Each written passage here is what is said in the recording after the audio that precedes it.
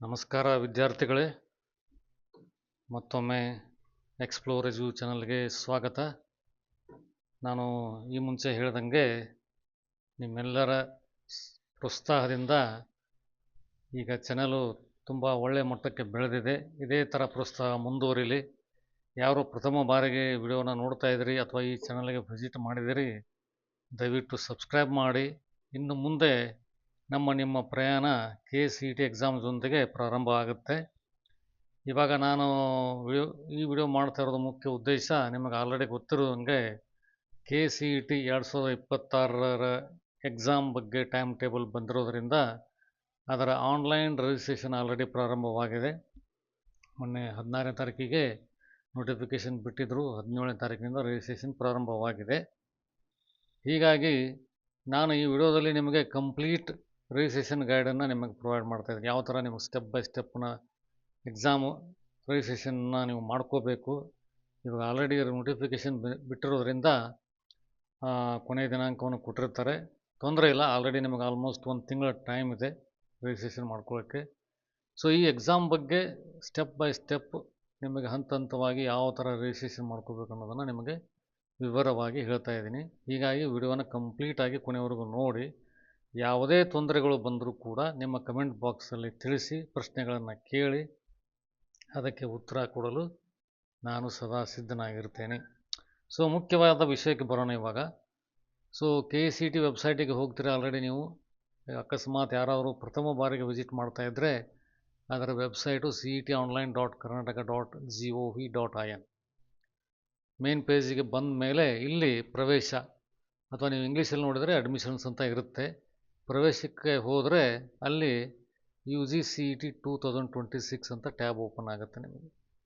ಅಲ್ಲಿ ಕ್ಲಿಕ್ ಮಾಡಿದ ಮೇಲೆ ಇಲ್ಲಿ 4 ಟ್ಯಾಬ್ಗಳನ್ನು ಬಿಟ್ಟಿದ್ದಾರೆ ಅವರು.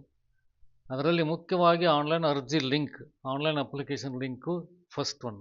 Starting it was launched on 16/1/2026.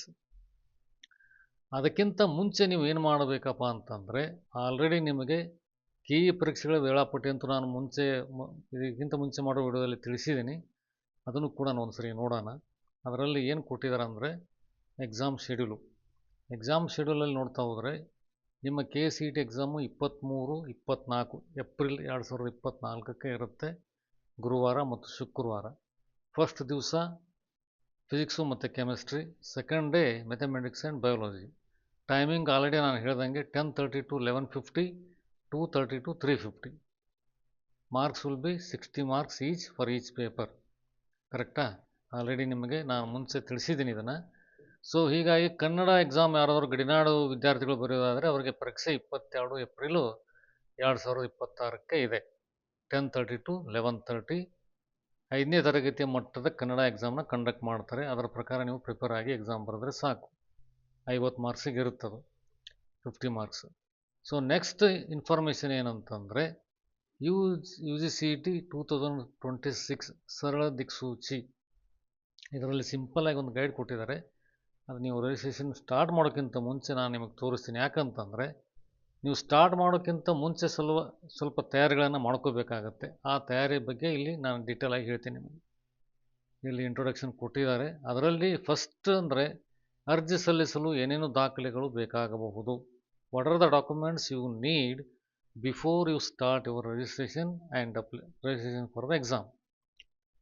ಕಡ್ಡಾಯ ದಾಖಲೆಗಳು ಎಲ್ಲ ವಿದ್ಯಾರ್ಥಿಗಳಿಗೆ SSLC ಅಥವಾ 10th marks card, Aadhaar card ಮತ್ತು ಪ್ರಮಾಣ ಪತ್ರಗಳು. ಆಧಾರ್ ಕಾರ್ಡು ಮತ್ತು ಏನಾದರೂ ನೀವು ಕೆಟಗರಿ ಸರ್ಟಿಫಿಕೇಟು, ಕೆಟಗರಿ ಕ್ಲೇಮ್ ಮಾಡ್ತಾಯಿದ್ರೆ ಅದಕ್ಕೆ ಸಂಬಂಧಪಟ್ಟಂಗೆ ಎಲ್ಲ ದಾಖಲಾತಿಗಳು ಅಥವಾ ಡಾಕ್ಯುಮೆಂಟ್ಸನ್ನು ಮೊದಲೇ ರೆಡಿ ಮಾಡಿಟ್ಕೊಳ್ಳಿ. ಯಾವುದಾದ್ರೂ ಲಾಸ್ಟ್ ಇಯರ್ದಿದ್ದರೆ ನೀವು ಮತ್ತೆ ಫ್ರೆಶ್ ಆಗಿ ಅಪ್ಲಿಕೇಶನ್ ಮಾಡಿ ಅದನ್ನು ರಿನ್ಯೂವಲ್ ಮಾಡಿಸ್ಕೊಳ್ಳಿ. ಸೊ 2026 ಎಕ್ಸಾಮಿಗೆ ಲೇಟೆಸ್ಟ್ ಆಗಿರೋ ಡಾಕ್ಯುಮೆಂಟ್ಗಳು ಬೇಕಾಗ್ತವೆ, ಹಳೆಯದು ವ್ಯಾಲಿಡ್ ಇರೋದಿಲ್ಲ. JPG ಫಾರ್ಮೆಟಲ್ಲಿ ವಿದ್ಯಾರ್ಥಿಗಳ photo, student photograph in JPG format which should be less than 50 KB. ಯಾವುದೇ ನಿಮ್ಮ ಪಾಸ್ಪೋರ್ಟ್ ಸೈಜ್ ಫೋಟೋಗ್ರಾಫ್ ಇದ್ದರೂ ಕೂಡ ಅದರದ್ದು ಸೈಜ್ ಚೆಕ್ ಮಾಡಿ. ಇನ್ ಕೇಸ್ ಅದು 50 KBಕ್ಕಿಂತ ಜಾಸ್ತಿ ಇದ್ದರೆ ಅದನ್ನು ಕಂಪ್ರೆಸ್ ಮಾಡಿ 50 KBಕ್ಕಿಂತ ಕಡಿಮೆ ಮಾಡಿ ಅದನ್ನು ರೆಡಿ ಮಾಡಿ ಇಟ್ಕೊಳ್ಳಿ. ಫಸ್ಟು JPG ಫಾರ್ಮೆಟ್ನಲ್ಲಿ ವಿದ್ಯಾರ್ಥಿಯ ಸಹಿ, ವಿದ್ಯಾರ್ಥಿಗಳು ಒಂದು ವೈಟ್ ಪೇಪರಲ್ಲಿ ಒಂದು ಬಾಕ್ಸಲ್ಲಿ ಸಿಗ್ನೇಚರ್ ಮಾಡಿ, ಜನರಲಿ 5 ಸೆಂಟಿಮೀಟರ್ ಬೈ 2 ಸೆಂಟಿಮೀಟರ್ ಒಂದು ರೆಕ್ಟ್ಯಾಂಗಲ್ ರೆಡಿ ಮಾಡ್ಕೊಳ್ಳಿ. ಇನ್ ಕೇಸ್ ನಿಮ್ದು ಏನಾದರೂ ಸಿಗ್ನೇಚರ್ ಸ್ವಲ್ಪ ದೊಡ್ಡದಿದ್ದರೆ 5 centimetre by 3 centimetre rectangle B okay. ಆ ಬಾಕ್ಸಲ್ಲಿ ನೀಟಾಗಿ ಸಿಗ್ನೇಚರ್ ಮಾಡಿ ಅದನ್ನು ಮೊಬೈಲಿಂದ ಅಥವಾ ಯಾವುದಾದ್ರು ಕ್ಯಾಮ್ರಾದಿಂದ ಫೋಟೋ ತೆಗೆದುಕೊಂಡು ಅದನ್ನು JPG ಫಾರ್ಮೆಟಲ್ಲಿ ಸ್ಟೋರ್ ಮಾಡಿದ ಮೇಲೆ ಆ ಸಿಗ್ನೇಚರನ್ನ ಟ್ರಿಮ್ ಮಾಡಿ ಕರೆಕ್ಟಾಗಿ ರೆಕ್ಟ್ಯಾಂಗಲ್ ಸೈಜ್ಗೆ ಟ್ರಿಮ್ ಮಾಡಿ ಸೇವ್ ಮಾಡಿ ಇಟ್ಕೊಳ್ಳಿ. ದೊಡ್ಡದು ಪೇಪರ್ ಅಪ್ಲೋಡ್ ಮಾಡೋದು ಬೇಕಾಗಿಲ್ಲ, ಯಾಕಂದರೆ ಫೈಲ್ ಸೈಜ್ ಕೂಡ ಆಟೋಮೆಟಿಕ್ಲಿ ದೊಡ್ಡದಾಗುತ್ತೆ. ಸೊ ಆ ರೆಕ್ಟ್ಯಾಂಗಲ್ನ ಟ್ರಿಮ್ ಮಾಡಿ ಕರೆಕ್ಟಾಗಿ ಸಿಗ್ನೇಚರ್ ಅಷ್ಟೇ ಕಾಣೋ ಥರ ಟ್ರಿಮ್ ಮಾಡಿಕೊಂಡು ಅದನ್ನು ಸೇವ್ ಮಾಡ್ಕೊಳ್ಳಿ. ಸೇವ್ ಮಾಡಿದ ಮೇಲೆ ಇನ್ ಕೇಸ್ ಅದು 50 KB ಜಾಸ್ತಿ ಇದ್ದರೆ ಅದನ್ನು ಕೂಡ ಕಂಪ್ರೆಸ್ ಮಾಡಿ 50 KB ಕಡಿಮೆ ಮಾಡಿಕೊಂಡು ಅದನ್ನು ನಿಮ್ಮೊಂದು ಫೋಲ್ಡರಲ್ಲಿ ಸ್ಟೋರ್ ಮಾಡಿ ಇಟ್ಕೊಳ್ಳಿ. 2026 KCET ಡಾಕ್ಯುಮೆಂಟ್ಸ್ ಅಂತ ಬೇಕಾದರೆ ಒಂದು ಫೋಲ್ಡರ್ನ ಓಪನ್ ಮಾಡಿ ನಿಮ್ಮ ಕಂಪ್ಯೂಟರಲ್ಲಿ. ಸೊ ಎಲ್ಲ ಡಾಕ್ಯುಮೆಂಟ್ಸ್ಗಳನ್ನು ನೀವು ಸೇವ್ ಮಾಡಿ ಅದರಲ್ಲಿ ಇಟ್ಕೊಳ್ಳಿ. ಅಪ್ಲೋಡ್ ಮಾಡುವಾಗ ನಿಮಗೆ 1 by 1 ಅಪ್ಲೋಡ್ ಮಾಡೋದಕ್ಕೆ ಈಸಿ ಆಗುತ್ತೆ. ಈಗ ನಾಳೆ ನೀವು ಅಪ್ಲಿಕೇಶನ್ ಕೂಡ ಅದರಲ್ಲೇ ಸ್ಟೋರ್ ಮಾಡಿ ಇಟ್ಕೋಬೋದು, ಅಥವಾ ಬೇರೆ ಬೇರೆ ದಾಖಲಾತಿಗಳನ್ನು ತಂದು ಸ್ಟೋರ್ ಮಾಡೋಕ್ಕೂ ಒಂದು ಫೋಲ್ಡರ್ ರೆಡಿ ಇರುತ್ತೆ. ಬೇರೆ ಬೇರೆ ಕಡೆ ಸರ್ಚ್ ಮಾಡೋಂಥ ನೆಸೆಸಿಟಿ ಬರೋದಿಲ್ಲ. ತುಂಬ ಈಸಿ ಮೆಥಡ್ ಇದು. ಆಮೇಲೆ ವಿದ್ಯಾರ್ಥಿಯ ಮೊಬೈಲ್ ಸಂಖ್ಯೆ ವಾಟ್ಸಪ್ ಎನೇಬಲ್ ಆಗಿರೋದು ನಿಮ್ಮದೇ ಆಗಲಿ ಅಥವಾ ನಿಮ್ಮ ಪೇರೆಂಟ್ಸ್ದಾಗಲಿ ಆ್ಯಕ್ಟಿವ್ ಆಗಿರೋದು, ಮತ್ತು ವಾಟ್ಸಪ್ಗೆ ಲಿಂಕ್ ಆಗಿರೋ ಮೊಬೈಲ್ ನಂಬರ್ನ ರೆಡಿ ಇಟ್ಕೊಳ್ಳಿ. ಅದರ ಜೊತೆಗೆ ರಿಜಿಸ್ಟರ್ಡ್ ಇಮೇಲ್ ID ಕೂಡ ಬರುತ್ತೆ. ನಿಮ್ಮದೇ ಸ್ವಂತ ಇಮೇಲ್ ID ಇದ್ದರೆ ಅದನ್ನು ಕೂಡ ಮೆನ್ಷನ್ ಮಾಡ್ಬೋದು. ನೀವು ಅದನ್ನು ರೆಗ್ಯುಲರಾಗಿ ಎಕ್ಸೆಸ್ ಮಾಡ್ತಾ ಇರಬೇಕು, ಯಾಕಂದರೆ ರೆಗ್ಯುಲರಾಗಿ ಅಪ್ಡೇಟ್ ಬರ್ತಾ ಇರುತ್ತೆ ಅಥವಾ ಏನಾದರೂ ಮೆಸೇಜ್ ಬರ್ತಾ ಇರುತ್ತೆ ಇಮೇಲ್ಗೆ. ಸೊ ಹೀಗಾಗಿ it should B active and regularly visited. ಆ ಥರ ಇಮೇಲು ಬೇಕಾಗುತ್ತೆ. ಇಷ್ಟು ದಾಖಲಾತಿ SSLC ಸರ್ಟಿಫಿಕೇಟು, ಆಧಾರ್ ಕಾರ್ಡು ಮತ್ತು ಬೇರೆ ಬೇರೆ ಡಾಕ್ಯುಮೆಂಟ್ಸ್ಗಳು ಕ್ಯಾಟಗರಿ ವೈಸು, JPG ಫಾರ್ಮೆಟಲ್ಲಿ ವಿದ್ಯಾರ್ಥಿಯ ಫೋಟೋ >50 KB, JPG ಫಾರ್ಮೆಟಲ್ಲಿ ವಿದ್ಯಾರ್ಥಿಯ ಸಹಿ >50 KB, ವಿದ್ಯಾರ್ಥಿಯ ಮೊಬೈಲ್ ನಂಬರು ಮತ್ತು ಇಮೇಲ್ ID, ಪೇರೆಂಟ್ಸ್ದಾಗಿರ್ಬೋದು ಅಥವಾ ವಿದ್ಯಾರ್ಥಿಗಳದಾಗಿರ್ಬೋದು, ಯಾವುದಾದ್ರೂ ನಡೆಯುತ್ತೆ. ಇಷ್ಟು ಫಸ್ಟ್ ಪ್ರಿಪ್ರೇಷನ್ ರಿಜಿಸ್ಟ್ರೇಷನ್ಗಿಂತ ಮುಂಚೆ. ಅದರ ಜೊತೆಗೆ ವಿಶೇಷ ಸೂಚನೆ ಏನು ಕೊಟ್ಟಿದ್ದಾರೆ ಅಂದರೆ SSLC ಅಂಕಪಟ್ಟಿ, ಆಧಾರ್ ಕಾರ್ಡು ಮತ್ತು RD ಪ್ರಮಾಣ ಪತ್ರಗಳಲ್ಲಿ ಇರುವ ಹೆಸರು ಒಂದೇ ರೀತಿಯಲ್ಲಿ ಇರಬೇಕು. This is very very important. ಅಕಸ್ಮಾತ್ ಯಾರಿಗಾದರೂ ಕನ್ನಡ ಓದೋದಕ್ಕೆ ಬರೋದಿಲ್ಲ ಅಂತಂದರೆ ನಾನು ಇಂಗ್ಲೀಷಲ್ಲಿ ಹೇಳ್ತೀನಿ. The documents which you are making ready for the KCET registration should be in such a way that all the documents, whether it is Aadhaar card, category certificate or any other documents where you are furnishing to registration, your name should be matching with your SSLC name. The name mentioned in your SSLC marks card should be the same in all other documents you are uploading. In case if it is not matching, get it updated, get it corrected. You have already sufficient time, 1 month time is there. So Aadhaar ಕಾರ್ಡನ್ನು update ಮಾಡಿಟ್ಕೊಳ್ಳಿ. ಎಲ್ಲ ಹೆಸರು ನಿಮ್ಮ ಡಾಕ್ಯುಮೆಂಟ್ಸಲ್ಲಾಗಲಿ, Aadhaar card ಆಗಲಿ ಮತ್ತು SSLC marks ಕಾರ್ಡಲ್ಲಿ ಒಂದೇ ಥರ ಇದ್ದರೆ ತುಂಬ ಈಸಿ. ಅದಾದಮೇಲೆ ಅಕಸ್ಮಾತ್ ಏನಾದರೂ ಮಿಸ್ಮ್ಯಾಚ್ ಬಂದರೆ ಅಪ್ಲಿಕೇಶನು ರಿಜೆಕ್ಟ್ ಆಗೋ ಚಾನ್ಸಸ್ ಇರುತ್ತೆ. ಇಲ್ಲ ಅಂದರೆ ಮತ್ತೆ ಕರೆಕ್ಷನ್ ವಿಂಡೋ ಓಪನ್ ಆದಾಗ ಮತ್ತೆ ನೀವೇನಾದರೂ ಡಾಕ್ಯುಮೆಂಟ್ಸನ್ನು ಅಪ್ಲೋಡ್ ಮಾಡುವಂಥ ಪ್ರಸಂಗ ಬಂದಾಗ ಅವಾಗ ಸ್ವಲ್ಪ ನಿಮಗೆ ಡಿಲೇ ಆಗುತ್ತೆ. So just to make it easier, make every document matching with your SSLC marks card, the name, father name and the mother name. That is most important. In case if there are any differences, kindly visit your Aadhaar center and get it corrected.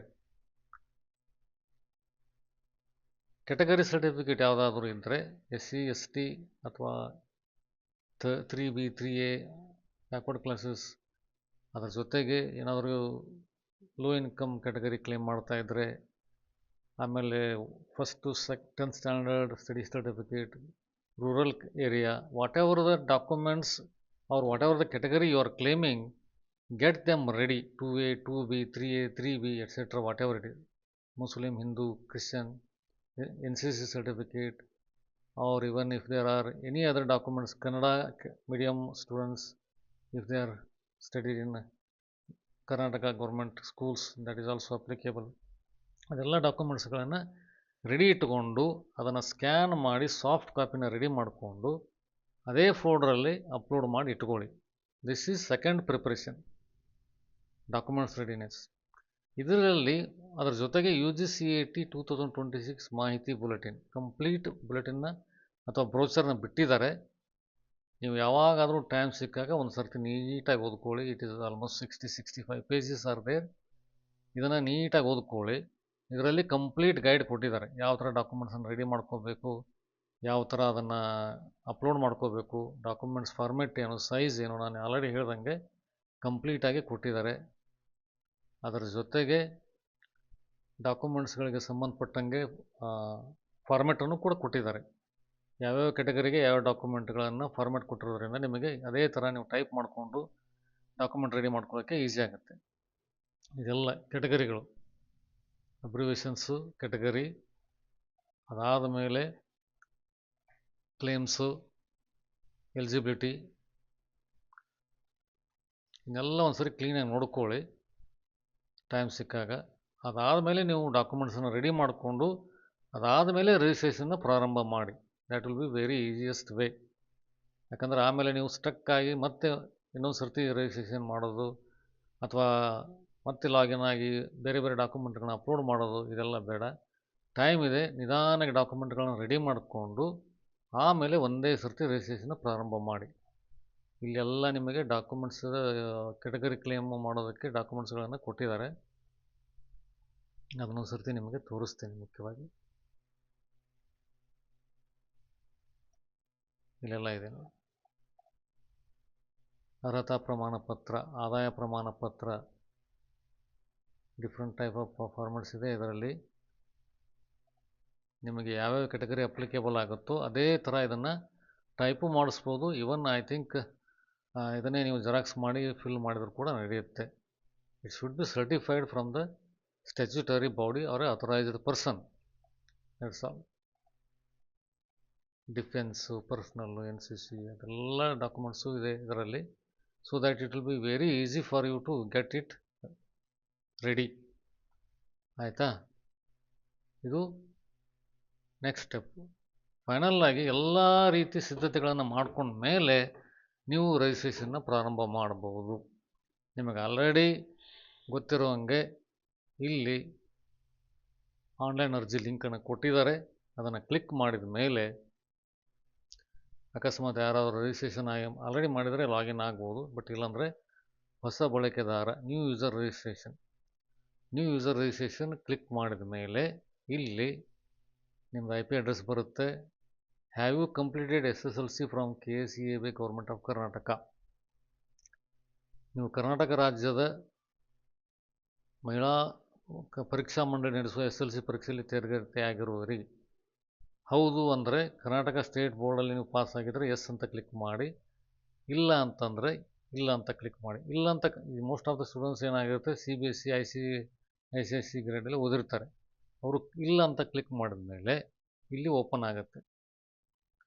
SSLC board select ಮಾಡ್ಕೊಳ್ಳಿ. ಆಮೇಲೆ passing ಇಯರ್ನ fill ಮಾಡಿ 10th marks ಕಾರ್ಡಲ್ಲಿರೋ registration ನಂಬರ್ನ entry ಮಾಡಿಕೊಂಡು verify ಅಂತ ಕೊಟ್ಟರೆ ಆಟೋಮೆಟಿಕ್ಕಾಗಿ ಡೇಟಾಬೇಸಲ್ಲಿರೋ data ನಿಮಗೆ ಕಂಪ್ಲೀಟಾಗಿ ಫೆಚ್ ಆಗಿ ನಿಮಗೆ ಮುಖ್ಯವಾದ ಇನ್ಫಾರ್ಮೇಷನ್ ಫೀಡ್ ಆಗುತ್ತೆ. ಅದಾದ ಮೇಲೆ ಕಂಪ್ಲೀಟಾಗಿ ನೀವು ಎಲ್ಲೆಲ್ಲಿ ಬಾಕ್ಸ್ಗಳು ಖಾಲಿ ಇರ್ತಾವೋ ಅವನ್ನ ನೀವು ಫಿಲ್ ಮಾಡ್ತಾ ಹೋದಂಗೆ ನಿಮಗೆ OTP ಬರುತ್ತೆ. OTP ಆದಮೇಲೆ ಕಂಪ್ಲೀಟಾಗಿ ರಿಜಿಸ್ಟ್ರೇಷನ್ ಆದಮೇಲೆ ನಿಮಗೆ ಅಪ್ಲಿಕೇಶನ್ ಅಲ್ಲಿ ಪಾಸ್ವರ್ಡ್ ಜನ್ರೇಟ್ ಮಾಡಬೇಕು. ಪಾಸ್ವರ್ಡು ಜನ್ರೇಟ್ ಆದಮೇಲೆ ರಿಜಿಸ್ಟ್ರೇಷನ್ ಆಗುತ್ತೆ. ರಿಜಿಸ್ಟ್ರೇಷನ್ ಆದಮೇಲೆ ಅಪ್ಲಿಕೇಶನ್ ನಂಬರು ಮತ್ತು ಪಾಸ್ವರ್ಡ್ ಜನ್ರೇಟ್ ಆಗಿದೆ ಅಂತ ನಿಮಗೆ ಪಾಪಪ್ ಬರುತ್ತೆ.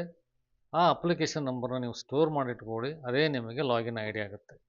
ಒಂದು ಸರ್ತಿ ಇದೆಲ್ಲ ಕಂಪ್ಲೀಟ್ ಆದಮೇಲೆ ನಿಮಗೆ ಸ್ಟೆಪ್ ಬೈ ಸ್ಟೆಪ್ ಏನಾಗುತ್ತೆ ಅಂತಂದರೆ login to the application OTP or face based update general information. ಇದೆಲ್ಲ ಗೈಡ್ ನಿಮಗೆ ಒಂದು ಸರಿ ರಿಜಿಸ್ಟ್ರೇಷನ್ ಸ್ಟಾರ್ಟ್ ಮಾಡೋಕ್ಕಿಂತ ಮುಂಚೆ. Update study details and this is most important step as this determines the candidate eligibility class and further reservations. Step 4. Update eligibility clause details. Check the candidate years of study mother tongue, religion, etc. entered in the general details screen. Step 5. Update reservations claims based on the RD certificate issued by the NADA Kacheri. Step 6. Update any special category claims related to sports, NCC, defense, ex-defense, PH, etc. Step 7. Update NRI award claims if applicable only for the medical and dental courses. Update photo and signature. Step 9. Update courses. Step 10. Update agriculture practical exam quota if claimed. Step 11. Update exam center for UGCET 2026 examination. Examination centre ಕೇಳುತ್ತೆ, ನೀವು ಯಾವ ಡಿಸ್ಟಿಕ್ಕಲ್ಲಿ ಅಥವಾ ನಿಮ್ಗೆ ಹತ್ತಿರ ಇರೋ ಸೆಂಟರ್ನ choose ಮಾಡಿ ಅದರಲ್ಲಿ mention ಮಾಡ್ಬೋದು. Step 12. Once completing all above steps payment need to be made and payment receipt need to be printed. ಇದೆಲ್ಲ ಕಂಪ್ಲೀಟ್ ಆದಮೇಲೆ ಪೇಮೆಂಟ್ ಮಾಡಬೇಕು, ಪೇಮೆಂಟ್ ರಿಸಿಪ್ಟನ್ನು ಪ್ರಿಂಟ್ ಮಾಡ್ಕೋಬೇಕು. Claim slip for verification purpose can be downloaded and same to be given to the verification centres. ಇದೆಲ್ಲ ಆದಮೇಲೆ verification ಪರ್ಪಸ್ಗೆ verification ಸ್ಲಿಪ್ಪನ್ನು ತೊಗೊಂಡು verification ಸೆಂಟರಲ್ಲಿ ಕೊಡಬೇಕಾಗುತ್ತೆ. Final printed will be available after verification of study details and other classes. Complete application complete ಆಗೋದು ನಿಮಗೆ verification complete ಆದಮೇಲೆ. Verification ಅಂದರೆ minimum 7 years ಕರ್ನಾಟಕದಲ್ಲಿ study ಮಾಡಿರಬೇಕು ಮತ್ತು ಅಟ್ಲೀಸ್ಟ್ 1 year PU ಬೋರ್ಡನ್ನು ಕರ್ನಾಟಕದಲ್ಲಿ ಕಂಪ್ಲೀಟ್ ಮಾಡಿರಬೇಕು. ಇದು 2 ಕ್ಲಾಸು. ಇದು 2 ಸರ್ಟಿಫೈ ಆಗಿ ವೆರಿಫೈ ಆದಮೇಲೆ ನಿಮಗೆ ಪ್ರಿಂಟೌಟ್ ಬರುತ್ತೆ. ಅದನ್ನು ಪ್ರಿಂಟೌಟ್ ಮಾಡಿಕೊಂಡು ನಿಮ್ಮ ಅಪ್ಲಿಕೇಶನ್ನ ಸ್ಟೋರ್ ಮಾಡಿಟ್ಟುಕೊಳ್ಳಿ. ಅದರ ಜೊತೆಗೆ ಸಾಫ್ಟ್ ಕಾಪಿ ಕೂಡ ನೀವು ಆಲ್ರೆಡಿ ಕ್ರಿಯೇಟ್ ಮಾಡಿರೋ ಫೋಲ್ಡರಲ್ಲಿ ಸ್ಟೋರ್ ಮಾಡಿ ಇಟ್ಕೋಬಹುದು. ಸೊ ಇದು application registration procedure. Once it is completed you are good to go. ಈ ಥರ ಇರುತ್ತೆ. ಸೊ ಹೀಗಾಗಿ ನಾನು ಹೇಳ್ದಂಗೆ ಕಂಪ್ಲೀಟಾಗಿ ಇದನ್ನು ಸ್ಟೆಪ್ಸನ್ನ ಫಾಲೋ ಮಾಡಿ. ಇದೇನು ತುಂಬ ಈಸಿ. ಒಂದು ಸರ್ತಿ ನೀವು ಡಾಕ್ಯುಮೆಂಟ್ಗಳನ್ನು ಆಯಾ ಸೈಜ್ ಪ್ರಕಾರ ರೆಡಿ ಮಾಡಿ ಇಟ್ಕೊಂಡ್ಬಿಟ್ರೆ ಡೈರೆಕ್ಟಾಗಿ ಕೇಳ್ತಾ ಇದ್ದಂಗೆ ಅಪ್ಲೋಡ್ ಮಾಡ್ತಾ ಹೋಗ್ಬೋದು. ಯಾವುದೇ ಥರ ರಿಜೆಕ್ಷನ್ಸ್ ಬರೋದಿಲ್ಲ. ಯಾಕಂದರೆ ಸೈಜ್ ಜಾಸ್ತಿ ಇದ್ದರೆ ಮತ್ತೆ ರಿಜೆಕ್ಟ್ ಆಗುತ್ತೆ. ಅದನ್ನು ನೀವು ಅಪ್ಲಿಕೇಶನ್ ಫಿಲ್ ಮಾಡೋ ಟೈಮಲ್ಲಿ ಮತ್ತೆ ಫೈಲನ್ನು ಕಂಪ್ರೆಸ್ ಮಾಡಿ ಅದ್ರ ತಕ್ಕಂಗೆ ರೆಡಿ ಮಾಡಿಕೊಂಡು ಮತ್ತೆ ಅಪ್ಲೋಡ್ ಮಾಡಬೇಕಾಗುತ್ತೆ ಸೆಕೆಂಡ್ ಟೈಮ್. ಅದಕ್ಕಿಂತ ಮುಂಚೆ ನಾನು ಹೇಳ್ದಂಗೆ ಇದನ್ನೆಲ್ಲ ರೆಡಿ ಮಾಡಿ ಇಟ್ಕೊಂಡ್ಬಿಟ್ರೆ ಈಸಿಲಿ 10 minutesಲ್ಲಿ ನಿಮ್ಮ ರಿಜಿಸ್ಟ್ರೇಷನ್ ಮುಗಿಯೋಗುತ್ತೆ. ಸೊ ಇದಿಷ್ಟು ನಿಮಗೆ ರಿಜಿಸ್ಟ್ರೇಷನ್ ಮಾಡೋದಕ್ಕೆ ಒಂದು ಪ್ರೊಸೀಜರು. ನಿಮಗೆ ಈ ರಿಜಿಸ್ಟ್ರೇಷನ್ ಪ್ರೊಸೀಜರಿಗೆ ಸಂಬಂಧಪಟ್ಟಂಗೆ ಏನಾದರೂ ಸಮಸ್ಯೆಗಳಿದ್ದರೆ ನಿಮ್ಮ ಕಮೆಂಟ್ ಬಾಕ್ಸಲ್ಲಿ ನಿಮ್ಮ ಪ್ರಶ್ನೆಗಳನ್ನು ಕೇಳಿ. ಯಾಕಂದರೆ ನಾನು ನಿಮಗೆ ಯಾವಾಗಾದರೂ ಕೂಡ ಡೈರೆಕ್ಟಾಗಿ ಮೆಸೇಜ್ ಮಾಡೋದಕ್ಕೆ ರೆಡಿಯಾಗಿರ್ತೀನಿ. ಈ ಚಾನಲ್ಲು ನಿಮಗೆ ಯಾವಾಗಾದರೂ ಕೂಡ ಎಕ್ಸಾಮ್ ರಿಲೇಟೆಡ್ ಕಂಟೆಂಟ್ ಆಗಲಿ, ಸ್ಟಡಿ ರಿಲೇಟೆಡ್ ಕಂಟೆಂಟ್ ಆಗಲಿ, ಎಕ್ಸಾಮ್ ಗೈಡ್ ಕಂಟೆಂಟ್ ಆಗಲಿ ಅಥವಾ ಬೇರೆ ಬೇರೆ ಎಕ್ಸಾಮ್ಗಳ ಬಗ್ಗೆ ಮಾಹಿತಿ ಆಗಲಿ ಫ್ರೀಯಾಗಿ ವಾಲಂಟ್ರಿಯಲ್ಲಿ ನಿಮಗೆ ಕೊಡ್ತಾ ಇರುತ್ತೆ. ದಯವಿಟ್ಟು ಅದನ್ನೆಲ್ಲ ಯೂಸ್ ಮಾಡಿಕೊಂಡು ನಿಮ್ಮ ಸಿದ್ಧತೆಗಳನ್ನು ಮಾಡಿಕೊಳ್ಳಿ. ಯಾವುದೇ ಎಕ್ಸಾಮಿಗೆ ಯಾವುದೇ ಥರ ಪ್ರಿಪ್ರೇಷನ್ ಮಾಡೋ ಟೈಮಲ್ಲಿ ನಿಮಗೆ ಯಾವುದೇ ಥರ ತೊಂದರೆ ಬಂದರೂ ಕೂಡ ಡೈರೆಕ್ಟಾಗಿ ನಿಮ್ಮ ಕಮೆಂಟ್ ಬಾಕ್ಸಲ್ಲಿ ನಿಮ್ಮ ಮೆಸೇಜನ್ನು ಹಾಕಿ ನಾನು ಆದಷ್ಟು ಬೇಗ ಅದಕ್ಕೆ ರಿಪ್ಲೈ ಮಾಡೋದಕ್ಕೆ ಪ್ರಯತ್ನ ಮಾಡ್ತೀನಿ. ಸೊ ಹೀಗಾಗಿ ಇಲ್ಲಿ ಎಲ್ಲ ಗೈಡ್ಗಳನ್ನು ನಿಮಗೆ ಸಂಬಂಧಪಟ್ಟಂಗೆ ಕೊಟ್ಟಿದ್ದೀನಿ.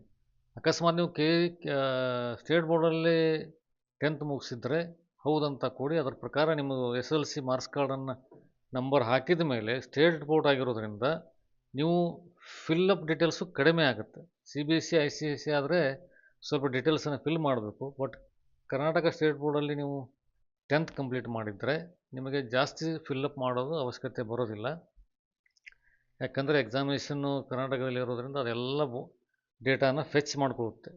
ಎಲ್ಲ SLC ಬೋರ್ಡಲ್ಲಿ ಏನು ರಿಜಿಸ್ಟ್ರೇಷನ್ ಡೀಟೇಲ್ಸ್ ಇರುತ್ತೋ ಅದೆಲ್ಲ ಕಂಪ್ಲೀಟಾಗಿ ನಿಮಗೆ ಫೆಚ್ ಆಗುತ್ತೆ. So you will have minimum details to be filled. ತುಂಬ ಕಡಿಮೆ ಮಾಹಿತಿ ನಿಮಗೆ ಫಿಲ್ ಮಾಡುವಂಥ ಅವಶ್ಯಕತೆ ಬರುತ್ತೆ. ಸೊ ಇದನ್ನು ಫಾಲೋ ಮಾಡಿ, ಟೈಮ್ ಇದೆ, ಎಲ್ಲ ಡಾಕ್ಯುಮೆಂಟ್ಸ್ಗಳನ್ನ ರೆಡಿ ಮಾಡಿಕೊಂಡು ಅಪ್ಲಿಕೇಶನ್ನ ರಿಜಿಸ್ಟ್ರೇಷನ್ ಮಾಡ್ಕೊಳ್ಳೋಕ್ಕೆ ಪ್ರಾರಂಭ ಮಾಡಿ. ಎಲ್ಲರಿಗೂ ನಿಮ್ಮ ಪರೀಕ್ಷೆಗಳ ಸಿದ್ಧತೆಗಳನ್ನು ಮಾಡ್ತಾ ಇರ್ತೀರಿ. ಎಕ್ಸಾಮ್ಗಳಿಗೆ ಸಂಬಂಧಪಟ್ಟಂಗೆ ಬೋರ್ಡ್ ಎಕ್ಸಾಮಿಗೆ, KCET ಯಾವುದೇ ಎಕ್ಸಾಮಿಗೆ ಸಮಸ್ಯೆಗಳು ಬಂದರೂ ಕೂಡ ನಿಮಗೆ ನಾನು ಅವೈಲೇಬಲ್ ಇರ್ತೀನಿ. ಯಾವುದೇ ಪ್ರಶ್ನೆಗಳನ್ನು ಕೂಡ ನೀವು ಕೇಳ್ಬೋದು. ಚಾನಲ್ನ ಸಬ್ಸ್ಕ್ರೈಬ್ ಮಾಡಿ, ವಿಡಿಯೋನ ಲೈಕ್ ಮಾಡಿ. ಮತ್ತು ಯಾರ್ಯಾರು ಈ ವರ್ಷ KCET ಬರಿತಾ ಇರ್ತೀರೋ ಅವ್ರಿಗೂ ಕೂಡ ಈ ಮಾಹಿತಿಯನ್ನು ಶೇರ್ ಮಾಡಿ, ಅವ್ರಿಗೂ ಕೂಡ ಅನುಕೂಲ ಆಗಲಿ. ಎಲ್ಲರಿಗೂ ಒಳ್ಳೆಯದಾಗಲಿ. Best of luck. Thank you.